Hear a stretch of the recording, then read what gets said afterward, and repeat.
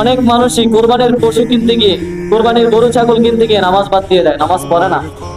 আচ্ছা, আপনার কোরবানির চাইতে কি ফরজ নামাজের গুরুত্ব কম না বেশি?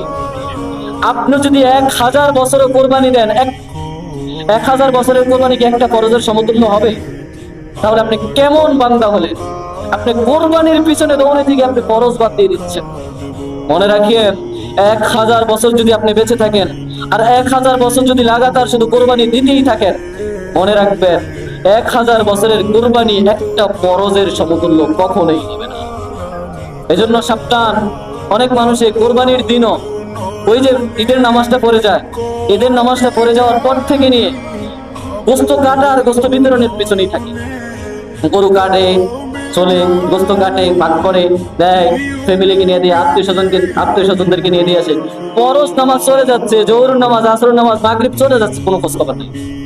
হেই মিয়া, আপনার কোরবানির চাইতে আপনার কোরবানি কি আপনার ফরজের চাইতে বেশি উত্তম? কোশ্চিন কাল।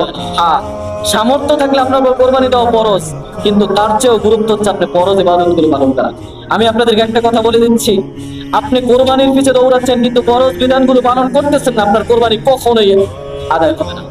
কোশ্চিন কালেও আদায় হবে না, কোশ্চিন কালেও আদায় হবে না।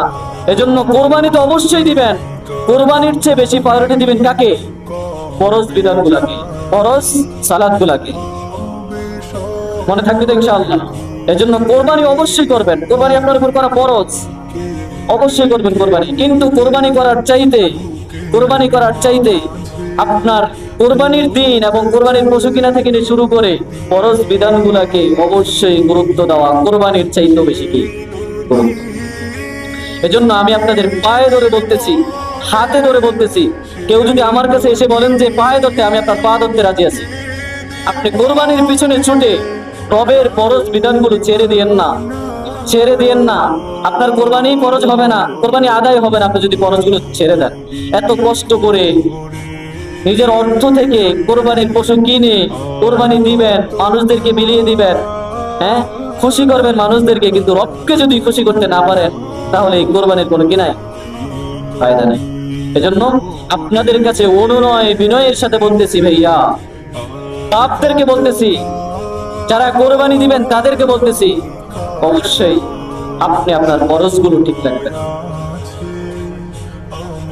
2 নম্বর যে আমলের কথা বলেছি, যে জিলহজ মাসে ফরজ, ওয়াজিব, সুন্নাহ এবং নফলগুলো গুরুত্ব সহকারে আদায় করা। কি জন্য বলছে এটা এখন থেকে প্রস্তুতি নেওয়া, যাতে আপনার কোরবানির পশু কিনতে গিয়ে, কোরবানির পশু জবাই করতে গিয়ে, কোরবানি দিতে গিয়ে আপনার ফরজ ওয়াজিব গুলো না ছোটে। এজন্যই বলা হয়েছে এটা। এজন্য এই আমলটা যদি আপনি ঠিক মতো করেন, দেখবেন অবশ্যই কোরবানির দিন আপনার ফরজগুলো ছুটবে না।